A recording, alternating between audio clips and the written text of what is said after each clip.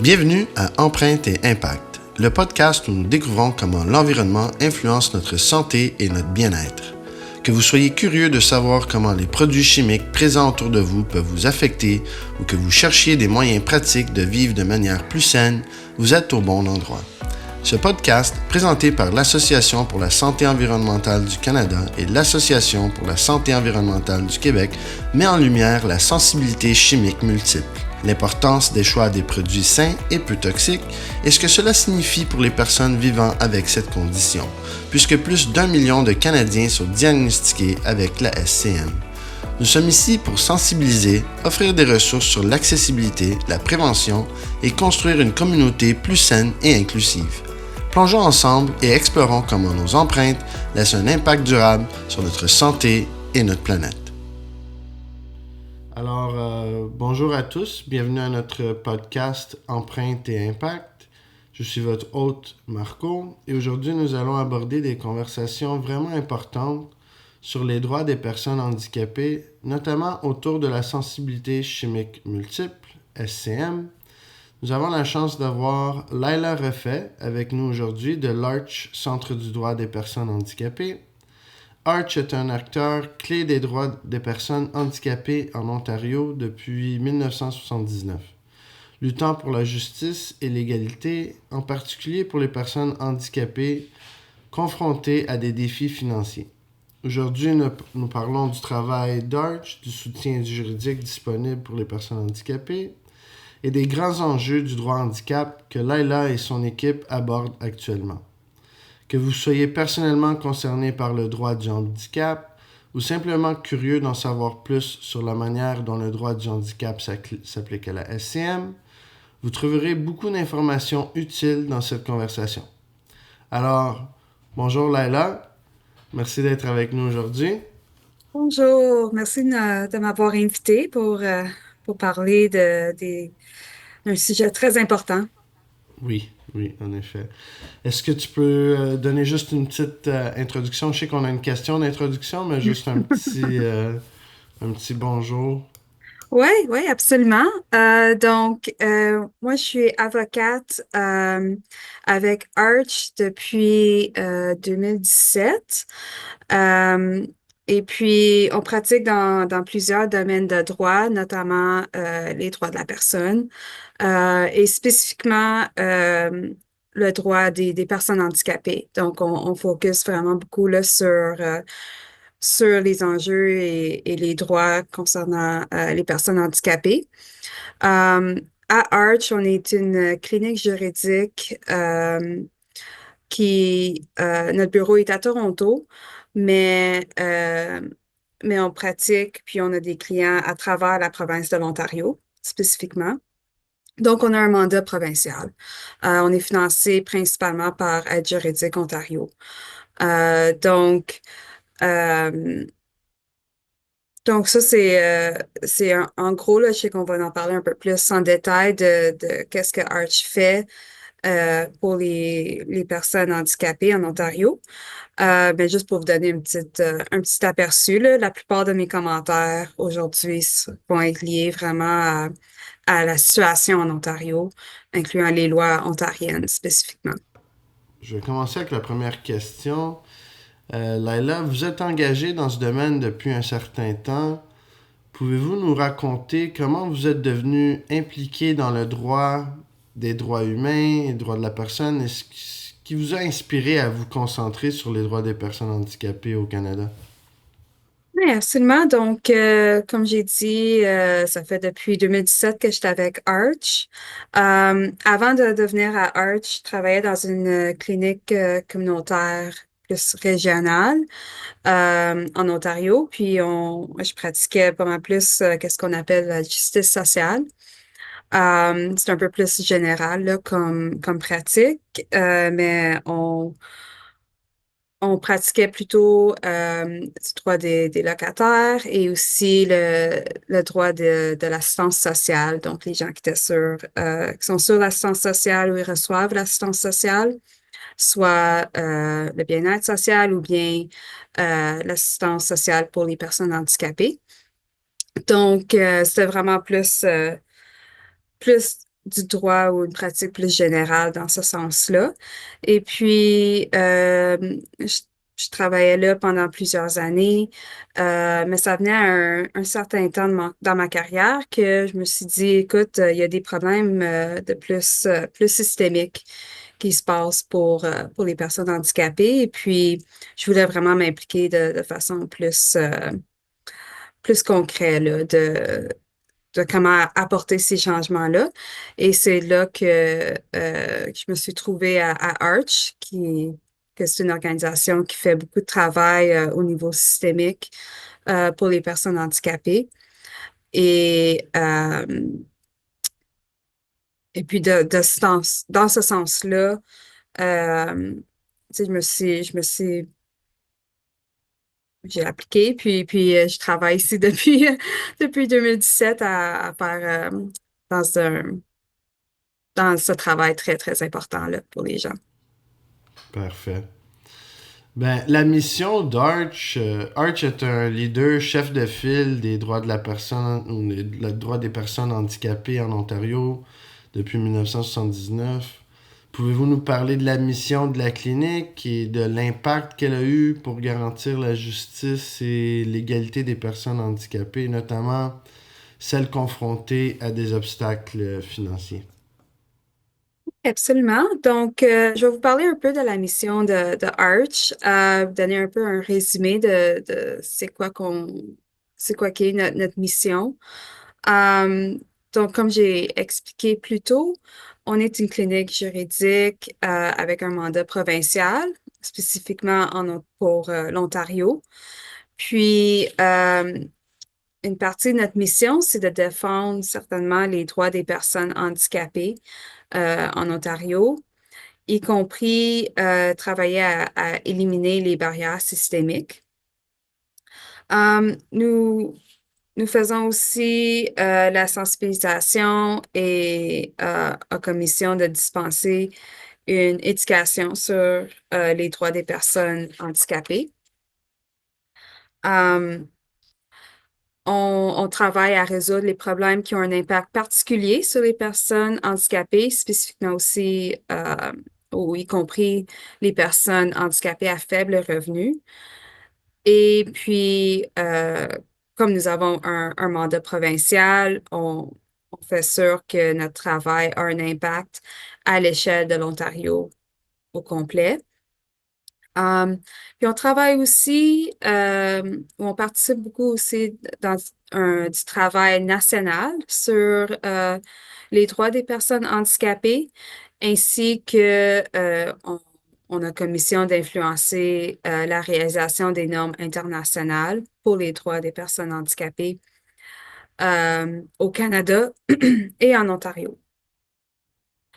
Donc, avec toute cette idée de toutes ces missions-là, on continue à développer et utiliser notre expertise en matière du droit local, provincial, national et également international en ce qui concerne les personnes handicapées et leurs droits. Et puis, on travaille à remédier aux désavantages et à discrimination accrue auxquelles sont confrontées les personnes handicapées, notamment en raison de d'autres motifs de discrimination croisés, comme le motif de sexe, la race, l'âge, la langue, le lieu d'origine, l'orientation sexuelle, ainsi que d'autres également. Donc ça, Ok. c'est vraiment notre grande mission. Et puis le but de cette mission-là, c'est vraiment de réaliser la vision de Arch. La vision de Arch, c'est d'avoir une société dans laquelle les lois, les politiques, les systèmes juridiques garantissent la pleine participation, l'inclusion, la dignité et l'égalité des droits sans discrimination pour les personnes handicapées. Donc, comme j'ai mentionné, tu sais, on travaille beaucoup pour les personnes handicapées et puis on a un focus également sur les personnes handicapées à faible revenu également, parce qu'il y a des obstacles des fois qui, que les personnes à faible revenu font également face. Donc, on prend ça en considération dans notre travail également. Parfait. Puis Laila, vous travaillez chez Arch depuis 2017, jouant un rôle clé dans la fourniture de services juridiques à la communauté, comme vous avez mentionné. Pouvez-vous nous dire un peu plus sur votre rôle crucial dans la mission d'Arch?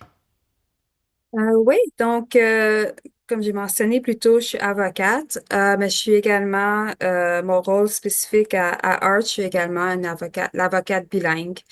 Donc, qu'est-ce que ça veut dire? C'est que je peux offrir des services en français et en anglais pour les gens. Et puis, le genre de service que Arch fournit aux personnes handicapées inclut des conseils juridiques sommaires et des informations juridiques confidentielles et gratuites. Donc ça, on offre ça aux gens.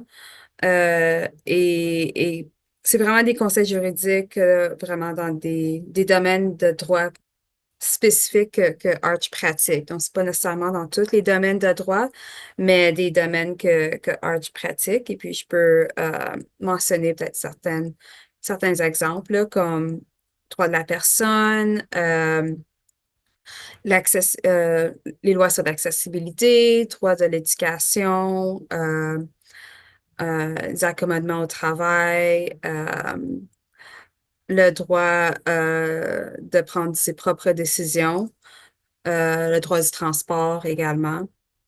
Donc, c'est quelques exemples des domaines de droit qu'on pratique.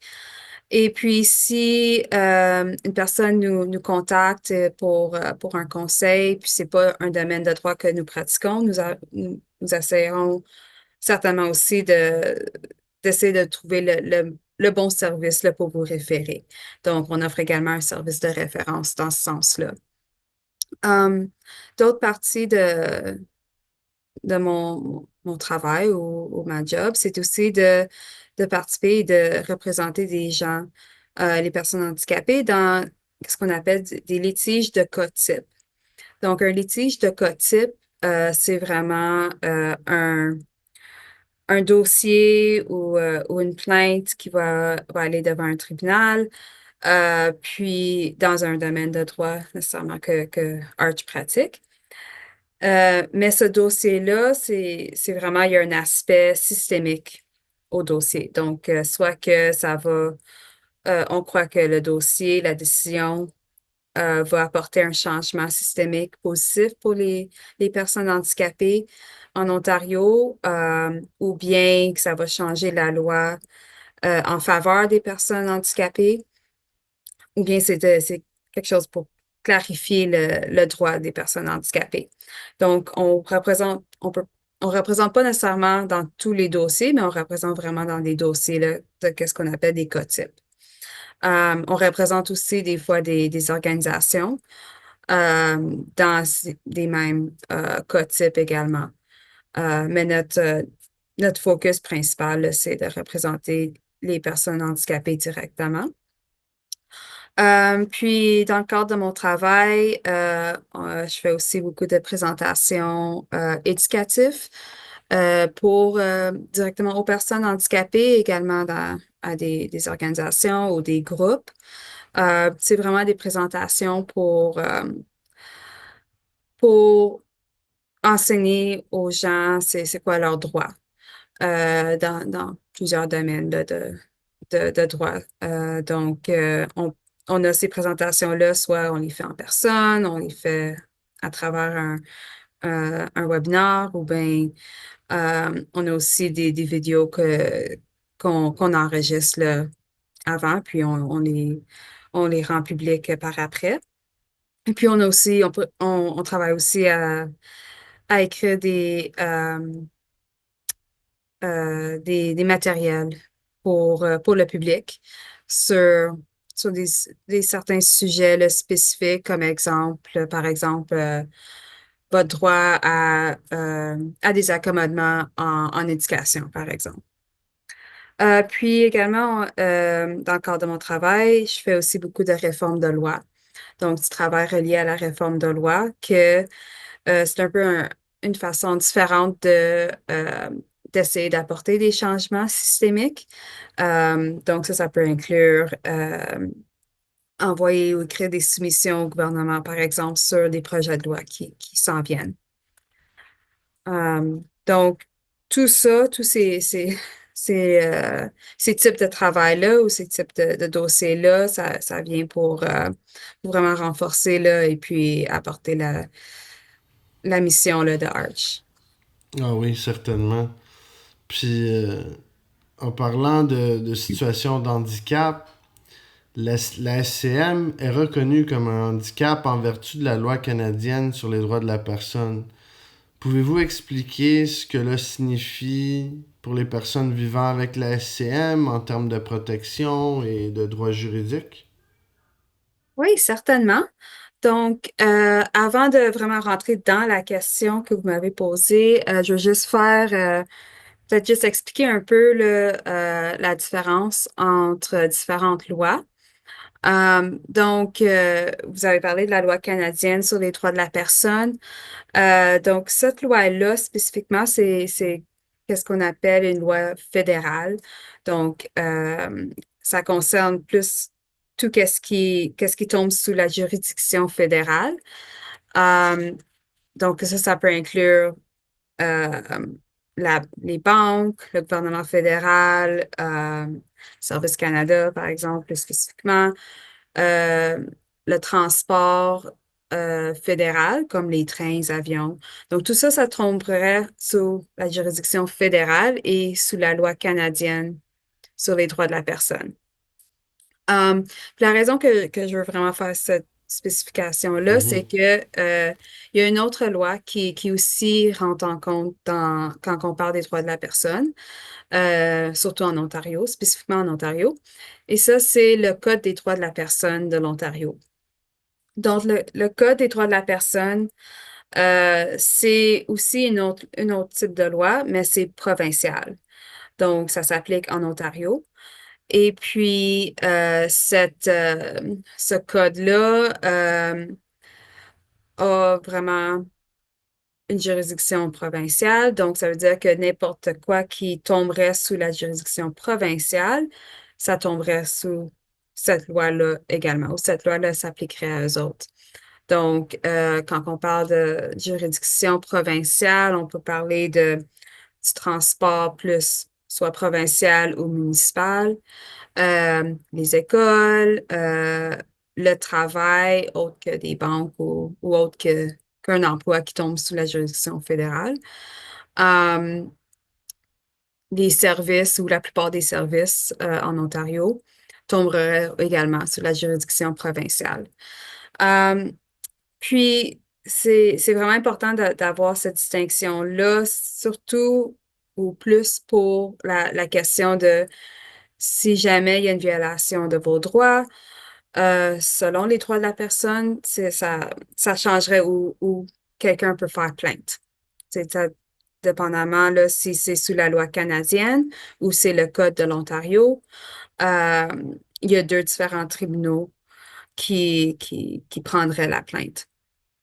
Euh, d'un côté ou de l'autre, que ce soit la loi canadienne ou le Code de l'Ontario, la définition de ce qu'est un handicap euh, est pas mal similaire ou pareil, quasiment pareil. Euh, donc, euh, donc, si je vais juste parler un peu plus de façon générale Mhm. là, de Ouais, la définition. oui. Et essentiellement, la définition légale de ce qu'est un handicap selon les droits de la personne, c'est une définition très large. Ça comprend beaucoup de types d'handicap, incluant la SCM. Donc, ça a été reconnu par les tribunaux comme étant un handicap sous les lois concernant les droits de la personne. Et puis, qu'est-ce que ça veut dire? Ayant cette reconnaissance-là comme étant un handicap, ça apporte des protections légales selon les droits de la personne. Donc, que ce soit la loi canadienne sur les droits de la personne ou le Code des droits de la personne de l'Ontario, euh, les protections légales que ça apporte c'est vraiment des protections qui sont liées dans certains domaines sociaux qu'est-ce on parle des domaines sociaux protégés par les droits de la personne. Par exemple, un domaine social peut être le logement, un autre domaine social est l'emploi, un autre gros domaine social, c'est les services. Il y en a quelques d'autres, mais c'est pas mal ces trois-là là, qui sont les plus communs. Et puis, les protections que les personnes atteintes de la SCM reçoivent dans ces domaines sociaux-là, c'est euh, d'abord une protection contre la discrimination en raison de la SCM et également le droit de recevoir un accommodement ou une mesure d'adaptation dans un de ces domaines protégés. Donc, par exemple, si quelqu'un a besoin d'un accommodement pour, pour accéder à un service, par exemple. Donc, à cause que la CM est reconnue comme étant un handicap sous les lois concernant les droits de la personne, il y a ce droit-là d'avoir un accommodement pour la personne afin qu'elle puisse accéder au service, par exemple. OK. Puis, vous avez mentionné que tout le monde a le droit à un air pur et accessible. Pourquoi ce principe est-il crucial en droit des humains, surtout lorsqu'il s'agit des personnes atteintes de la SCM? Oui, euh, donc, il y a un principe fondamental en droit de la personne, qui c'est vraiment un accès égal, sans discrimination, pour toute personne. Donc, ça veut également dire que quand on parle, par exemple, accès à un service, c'est les droits de la personne protègent le droit et assurent l'accès égal à ce service-là pour tout le monde. Et puis que une personne, en raison de leur handicap, euh, puisse quand même accéder au service comme n'importe qui d'autre. Euh, donc, avoir le droit à un air pur et accessible, ça vient un peu à ce principe-là. C'est que si, pour bien des gens ayant la SCM, euh, des fois, avoir accès à un service ou un milieu de travail, etc., peut être difficile quand ils ont pas, quand l'air n'est pas pur et n'est pas, ou est parfumé, par exemple. Donc, euh, donc, c'est pour ça que c'est quand même un peu les deux concepts, là, les deux principes, ils se jumellent ensemble dans ce sens-là. C'est que en n'ayant pas accès à un environnement sans parfum, par exemple, soit si c'est pour accéder à un service, un milieu de travail, un lieu d'un magasin, par exemple, ou un restaurant. Euh, Quelqu'un qui a la SCM peut essentiellement ne pas être capable, ne pas avoir un accès égal à cette place-là ou ce service-là en raison du manquement ou l'absence d'un air pur et accessible. En ce qui concerne le milieu de travail, quelles sont les responsabilités juridiques des employeurs pour emménager le poste de travail des employés atteints de SCM? Pouvez-vous nous expliquer le processus pour demander et négocier ces aménagements? Et absolument. Donc, dans le milieu de travail, c'est important d'abord de vraiment se rappeler que un employeur a certaines responsabilités et a, en raison de les lois concernant les droits de la personne, a un devoir d'accommoder leurs employés euh, pour leurs besoins reliés à leur handicap, à moins que l'accommodement cause une contrainte excessive. Donc, je vais parler un peu plus tard là, de c'est quoi vraiment une contrainte excessive, mais essentiellement pour tout de suite, là, je vais vraiment me concentrer sur le devoir d'accommodement de l'employeur. Donc, d'abord, quand on parle d'un accommodement, on parle vraiment de si l'employé a besoin d'une mesure d'adaptation quelconque, soit que ça soit pour ses tâches, pour le milieu physique du milieu de travail, en raison de leur handicap. L'employeur a cette obligation-là d'accommoder. Et puis, d'habitude, le processus pour demander ces accommodements-là, d'habitude, ça commence avec l'employé qui va essentiellement parler avec l'employeur pour lui dire, écoute, j'ai besoin d'un accommodement. Euh, et puis là, ça va déclencher le processus. Il y a d'autres façons, des fois, que le processus peut aussi être déclenché. Et ça, c'est si l'employeur croit que peut-être leur employé aurait besoin d'un accommodement. Et puis, c'est à l'employeur d'enquêter et de finalement enquêter, c'est un gros mot, là, mais vraiment d'aller demander à l'employé si ont besoin d'un accommodement ou non. Donc, ça peut venir de deux façons, mais la majorité du temps, ça vient de l'employé directement. Donc, une fois que le processus est enclenché, qu'est-ce qui va se passer par après? C'est que essentiellement, il va y avoir des réunions, des rencontres entre l'employeur et l'employé, ou bien quand que soit que l'employeur va demander des questions ou c'est aussi une opportunité pour l'employé d'expliquer c'est quoi leurs besoins concernant leur handicap. Et c'est vraiment dans ces rencontres-là que une chance pour l'employeur de vraiment évaluer puis figurer c'est quoi l'accommodement qui devrait être mis en place. Euh, Quoique l'employé peut le dire directement, c'est ça que j'ai besoin. C'est pas nécessairement la responsabilité de l'employé s'ils savent pas c'est quel genre d'accommodement qu'ils doivent avoir, qu'ils ont besoin. Euh, L'employé a vraiment juste essentiellement l'obligation de dire ou d'expliquer c'est quoi leurs besoins. Et c'est à l'employeur de figurer c'est quoi la solution.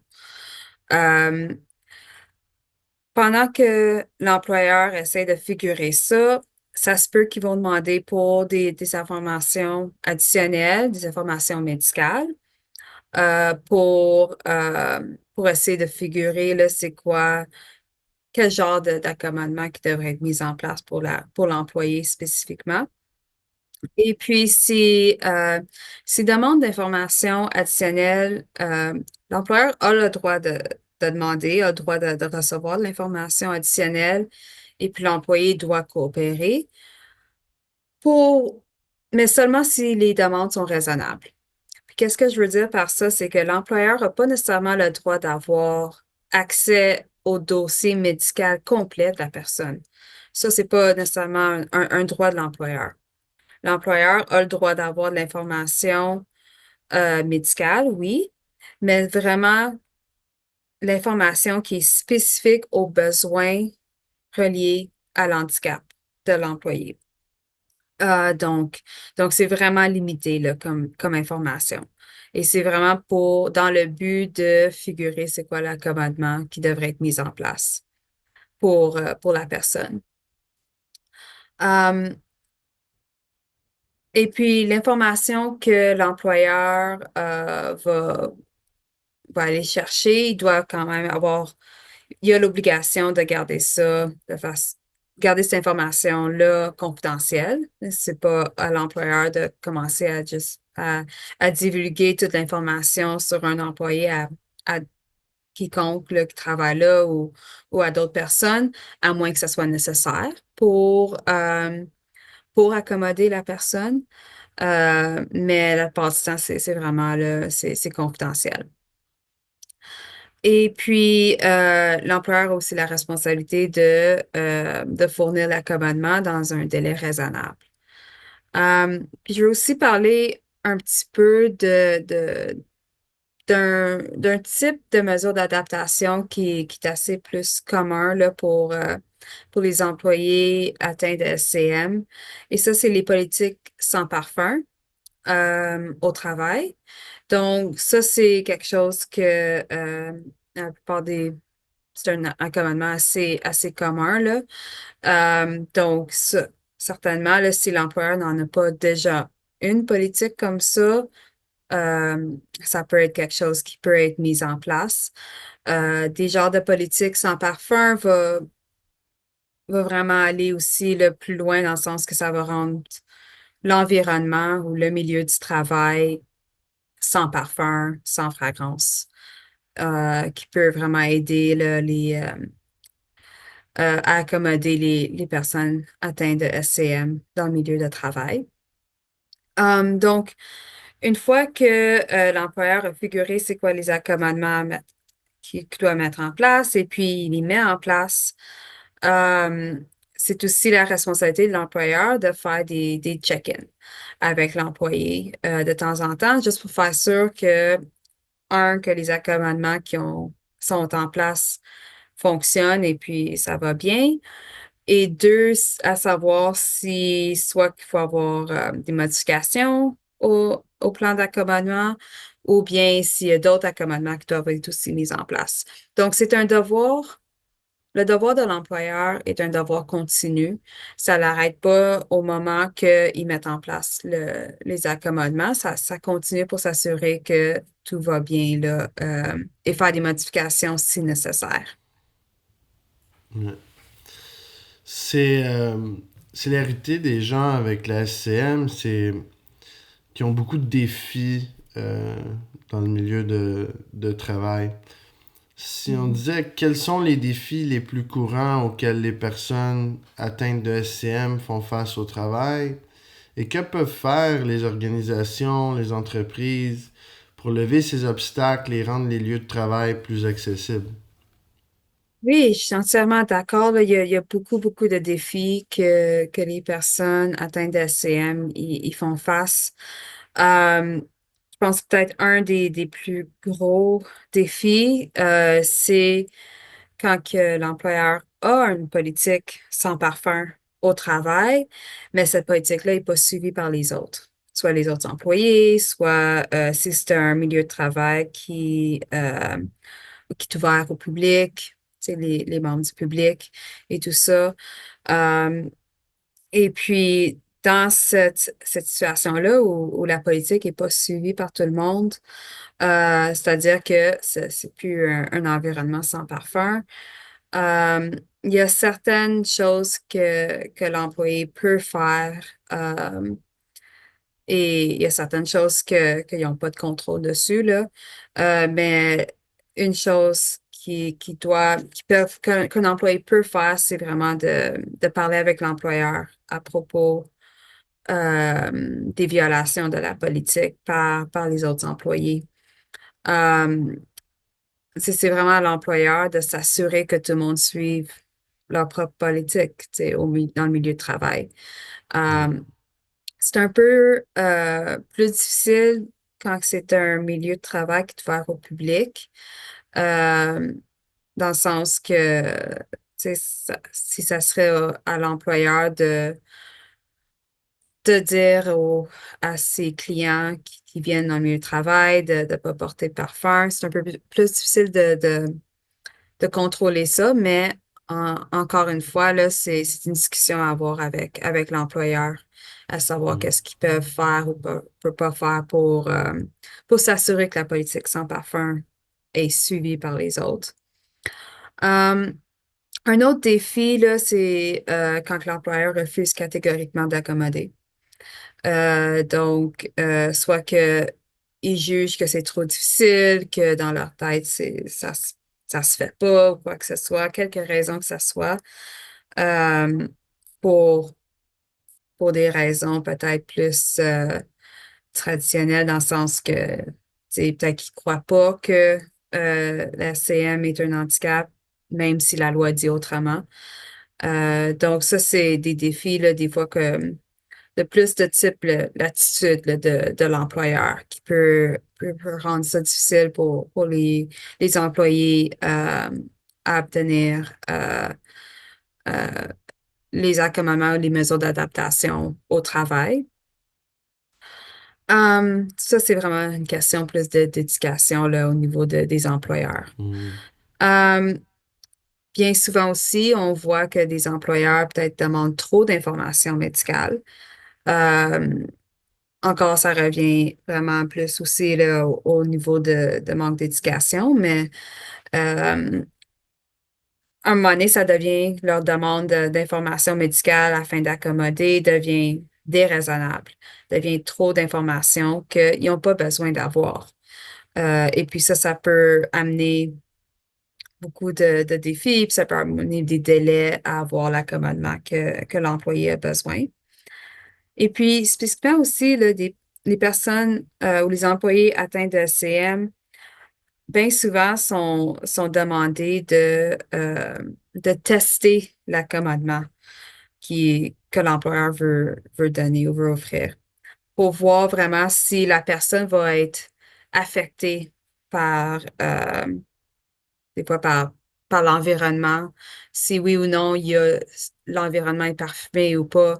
C'est vraiment mettre la personne dans une situation pour dire, écoute, on ne sait pas si ça va vous affecter, on ne sait pas si vous allez avoir des symptômes, mais tiens, on va vous mettre dans la situation, tester, voir si vous avez des symptômes, puis si oui, ben on va modifier, ou ben sinon, ben ça veut dire qu'on s'est bien accommodé.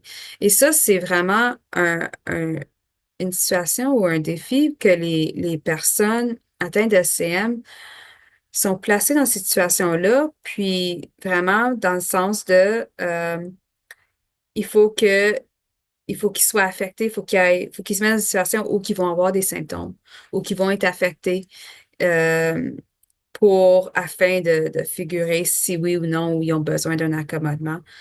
Euh, et puis, c'est un peu comme dire à une personne en fauteuil roulant, écoute, si vous êtes, est-ce que vous, essayez d'abord si vous pouvez rentrer dans un édifice qui a peut-être euh, un ou deux steps. Puis, si vous n'êtes pas capable de rentrer, ben dans ce cas-là, on va mettre une rampe. Mais sinon, on n'en mettra pas. Tu sais, c'est vraiment, là, vraiment les mettre dans une situation où il faut qu'ils prouvent qu'ils ont besoin d'un accommodement. Donc, Ouais. ça, c'est vraiment des obstacles communs là, qu'on voit dans le milieu de travail spécifiquement que les employés atteints de CM font face. Euh, et puis, tu sais, c'est la façon qu'une organisation peut éliminer ces défis-là, ça revient encore de se rappeler ils ont un devoir d'accommodement. Et puis, avec ce devoir-là, il faut qu'ils prennent connaissance de c'est quoi leur responsabilité, puis de vraiment s'assurer que le processus d'accommodement procède de façon adéquate. Et puis, mettre pas les employés dans une situation où ils sont forcés à prouver ou à tester euh, un environnement qui va leur affecter de façon très gravement dans certaines situations. Ouais. Puis les politiques sans parfum peuvent jouer un rôle important pour soutenir les personnes atteintes de SCM, mais comment que les lieux de travail devraient-ils créer et appliquer ces politiques et peuvent-ils faire que peuvent-ils faire pour s'assurer que les employés les comprennent et les respectent? Oui, donc, je veux juste, avant de répondre à votre question, juste peut-être spécifier que Arch, en tant que notre rôle qu'on a, on avise vraiment seulement les employés non syndiqués. Donc, ça veut dire qu'on n'avise pas les employeurs spécifiquement sur c'est quoi leur responsabilité légale, ni comment écrire une politique sans parfum. juste à cause, pour plusieurs raisons, mais peut-être la raison plus importante, c'est que on ne veut pas se mettre en conflit nécessairement dans le sens que si on dit à un employeur comment écrire une politique et puis leur employé nous appelle par après pour un avis juridique à propos de la politique, on serait pas mal dans un conflit, là. Donc, c'est pour ça qu'on n'avise pas les employeurs spécifiquement à- pour ça. Mais une chose que je peux mentionner, puis j'ai un peu déjà mentionné plus tôt, là, mais peut-être c'est important de le rappeler, c'est que qu'est-ce que je peux dire à propos des employeurs, c'est que ils doivent se souvenir de leur devoir d'accommoder leurs employés atteints de SCM. Et ça l'inclut quand ils rédigent une politique sans parfum. Euh, En Ontario spécifiquement, on a la Commission ontarienne des droits de la personne. Euh, Cette commission-là a plusieurs ressources sur leur site web et puis a également, ou plus spécifiquement, beaucoup de ressources pour les employeurs spécifiquement de comment rédiger des politiques.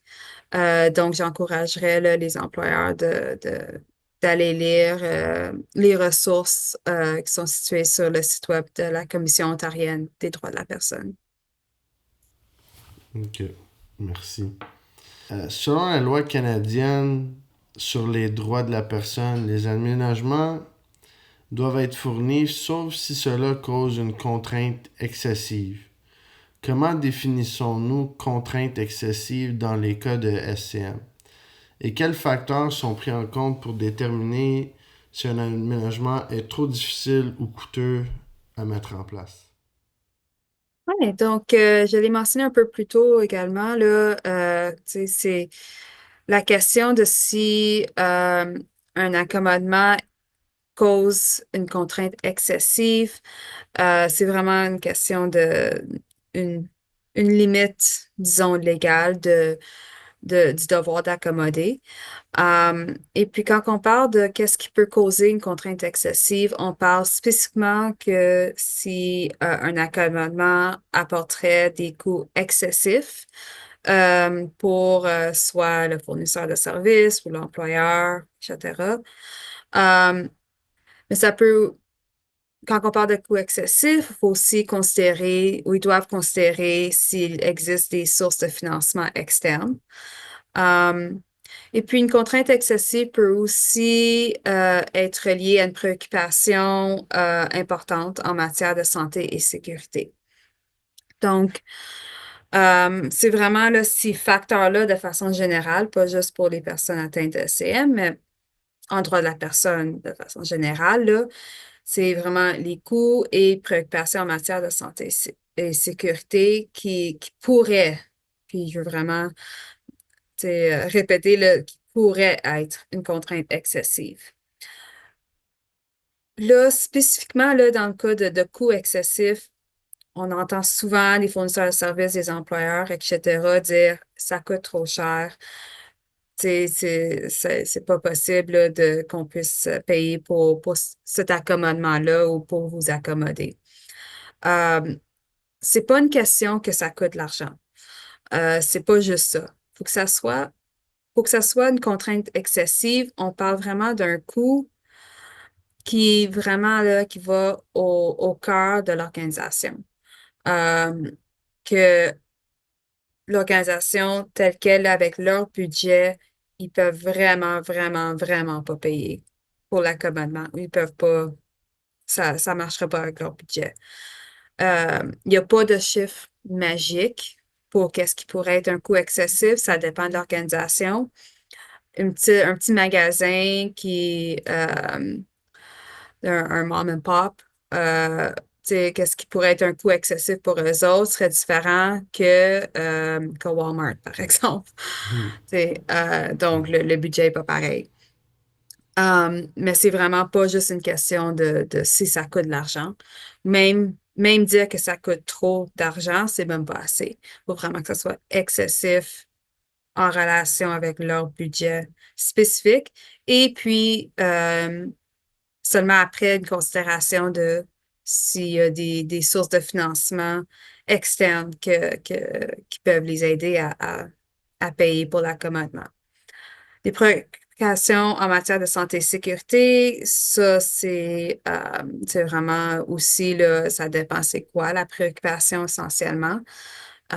C'est difficile de dire quelques exemples, là, mais des fois, ça peut arriver pour certains accommodements, quoique c'est un peu plus rare. Euh, Puis un accommodement que l'organisation, fournisseur de service, l'employeur dit que c'est trop difficile, c'est pas une raison. C'est pas une raison de dire c'est trop difficile, ça me tente pas, ça va prendre du travail. Ça, c'est pas une raison pour dire qu'ils vont pas accommoder. Um, Puis, prenons l'exemple que si jamais un accommodement cause une contrainte excessive, d'une façon ou d'une autre, ça ne veut pas nécessairement dire que l'organisation, fournisseur de services, employeur, euh, a plus de devoir d'accommoder. Ça ne veut pas dire que c'est tout fini, puis on en finit là. Tout ce que ça veut dire, c'est que l'organisation, fournisseur de services, employeur, doit regarder à des alternatives. OK, on ne peut pas accommoder de la façon X, Y, Z à cause c'est une contrainte excessive, mais on va regarder à d'autres manières qu'on puisse accommoder les besoins de la personne d'une autre façon. Donc, il y a des alternatives des fois qui peuvent être mises en place qui vont aussi répondre à les besoins. C'est pas nécessairement peut-être l'option numéro un, mais l'option numéro deux peut également rencontrer les besoins de la personne aussi bien. Et puis, l'option numéro deux apporte pas ou cause pas une contrainte excessive. Donc, juste à cause que quelqu'un dit que l'accommodement cause une contrainte excessive, puis c'est vrai, qu'est-ce qu'ils disent.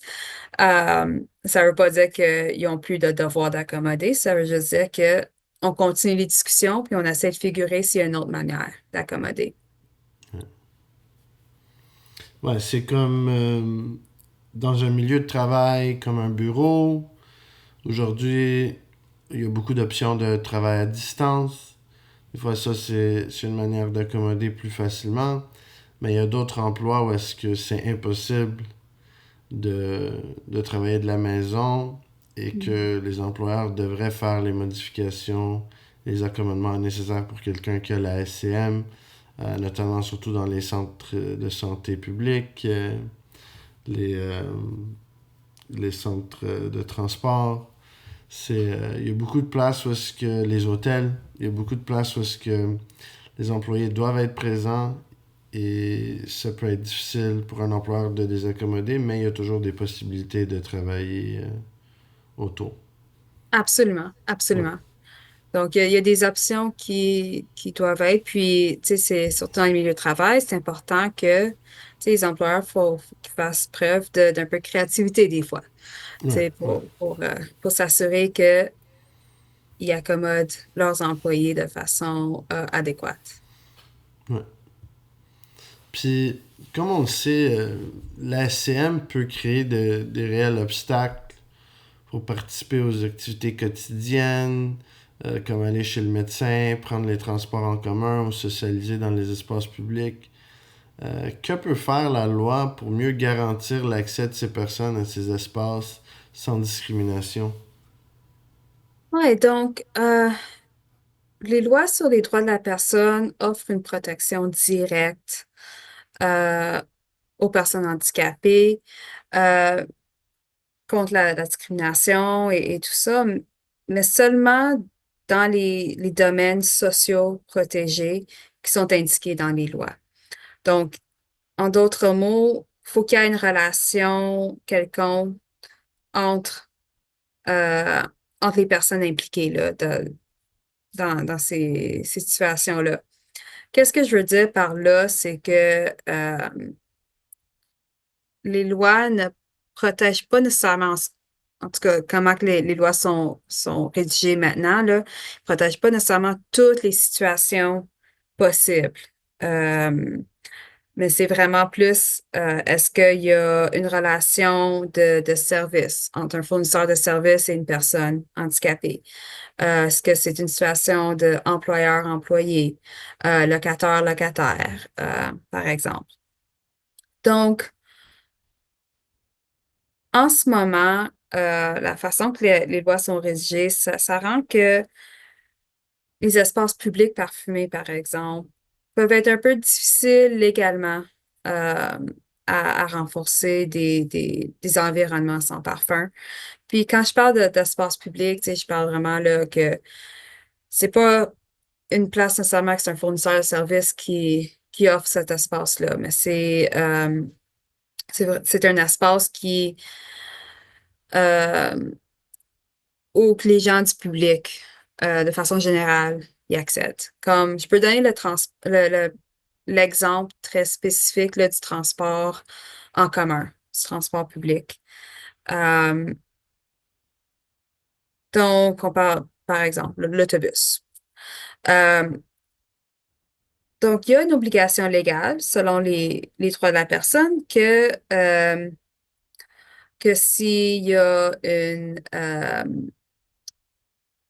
une demande d'accommodement, il faut qu'il assure que les employés qui, qui travaillent pour ce transport en commun-là soient sans parfum quand ils vont au travail, quand ils conduisent l'autobus. Euh, et puis, il peut y avoir une obligation que les produits utilisés dans l'autobus quelconque, comme les produits de nettoyage et tout ça, soient sans parfum ou sans chimique. Ça tomberait sous les droits de la personne. Mais qu'est-ce qui serait plus difficile légalement de renforcer? C'est les autres gens qui utilisent le transport en commun, qui utilisent l'autobus. Euh, donc, avoir le fait que d'autres gens qui utilisent l'autobus, si eux autres sont parfumés, c'est difficile légalement pour le fournisseur de services de transport, donc l'employeur qui offre le service de transport, de contrôler les gens du public pour s'assurer que ils peuvent, quand ils utilisent l'autobus, ils soient sans parfum. Euh, puis la raison, c'est que tu sais, c'est une situation plus publique, donc les gens euh, utilisent, par exemple, le transport en commun. Et, et quoique, tu sais, l'employeur peut mettre une pancarte pour dire l'autobus est sans parfum, c'est un peu difficile légalement de dire que une personne ne peut pas utiliser le service à cause de son parfumé. Euh, Puis ça, je dis pas que c'est impossible, je dis que c'est juste un peu plus difficile légalement de le faire. Une personne atteinte de SCM aurait aucun recours contre un autre membre du public qui utilise ce service. Ça, il n'y aurait pas de recours pour dire que cet autre passager-là a utilisé un parfum ou était dans l'autobus avec moi a utilisé un parfum. Le recours que la personne atteinte de CM aurait, ça serait contre le fournisseur de transport, le fournisseur de service, pour dire, j'ai besoin d'un autobus sans parfum, seulement devez m'accommoder. La difficulté, ça serait que le fournisseur de service va dire, sûrement, c'est que peut-être on ne peut pas contrôler les autres personnes ou les membres du public. Ils n'ont pas le contrôle qu'ils ont, c'est sur leur employé, sur l'autobus physique, là. Mais ça, c'est juste une difficulté dans ce sens-là pour les activités quotidiennes.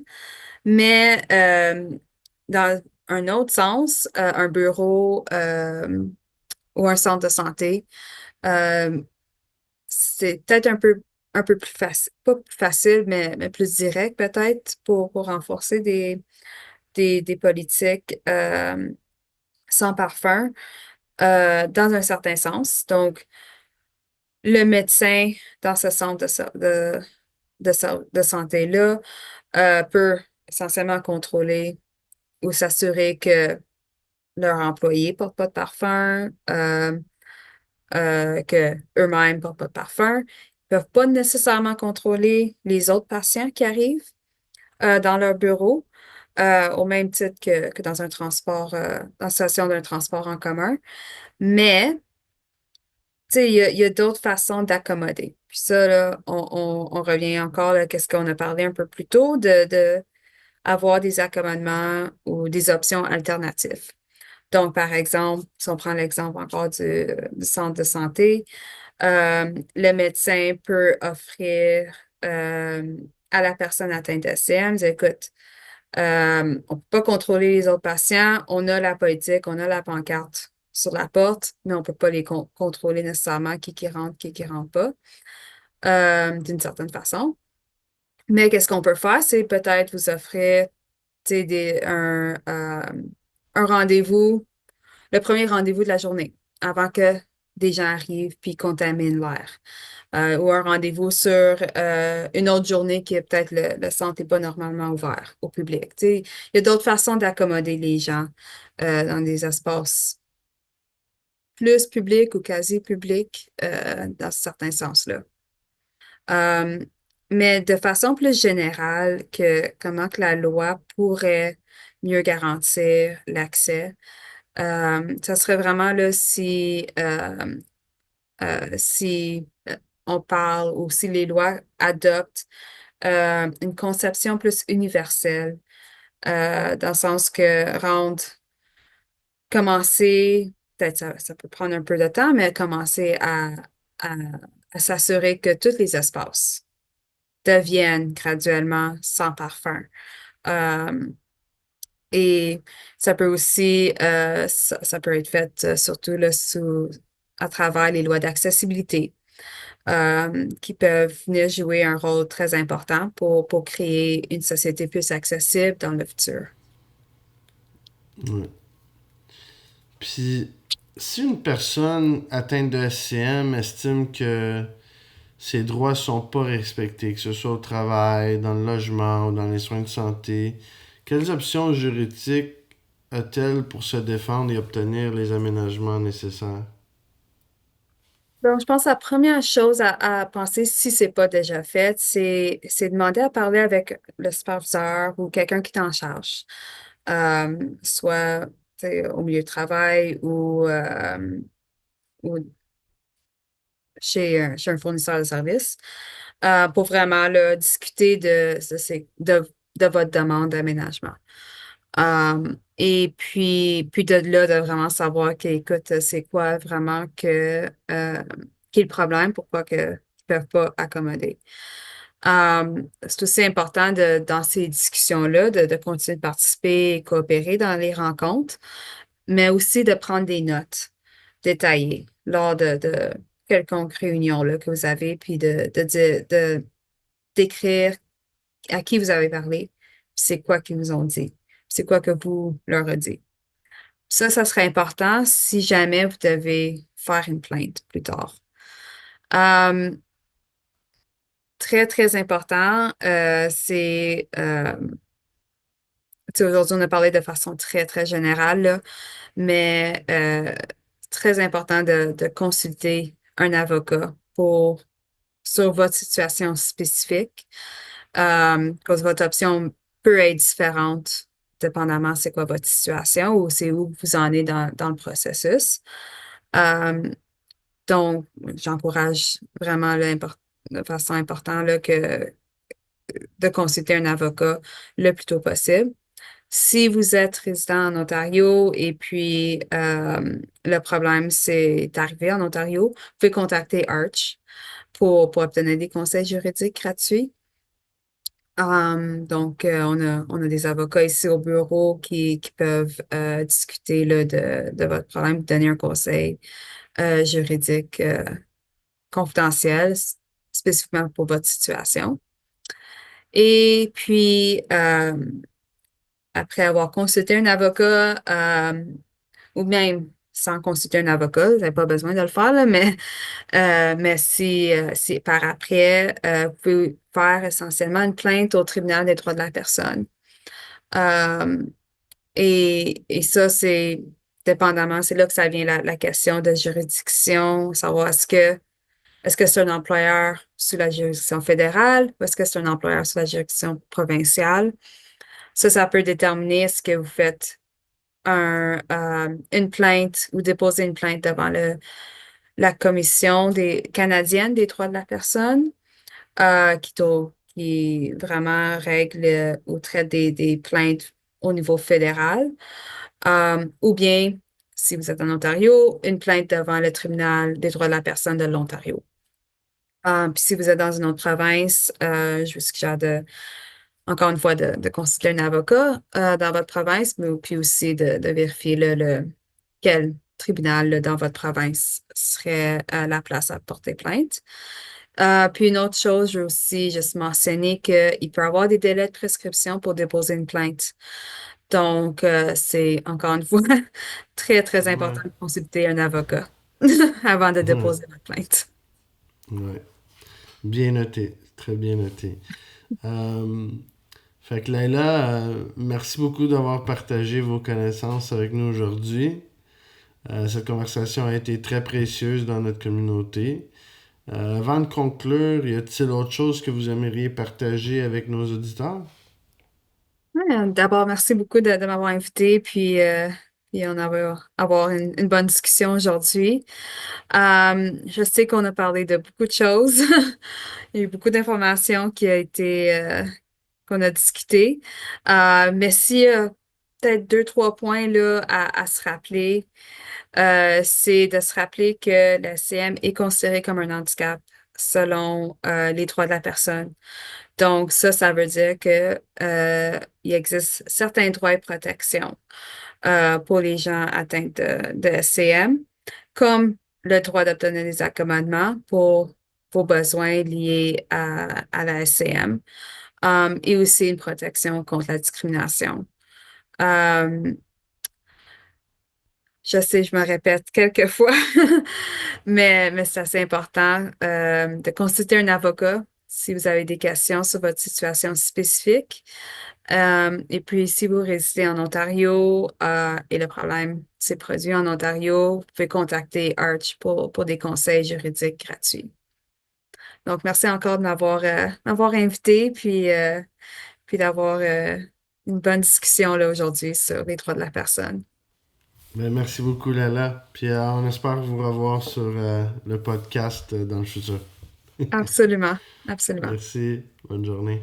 Oui. Merci d'avoir écouté cet épisode d'Empreinte et Impact. Si vous avez trouvé cette conversation utile, n'oubliez pas de vous abonner, de laisser un commentaire et de le partager avec vos amis, votre famille et surtout avec quelqu'un qui pourrait en bénéficier.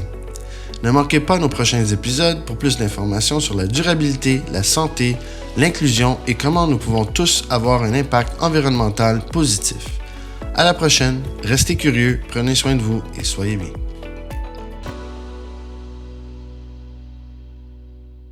Cette vidéo fait partie du projet Épauler la communauté et retirer les barrières, financé en partie par le Programme de partenariat pour le développement social du gouvernement du Canada, volet personnes handicapées.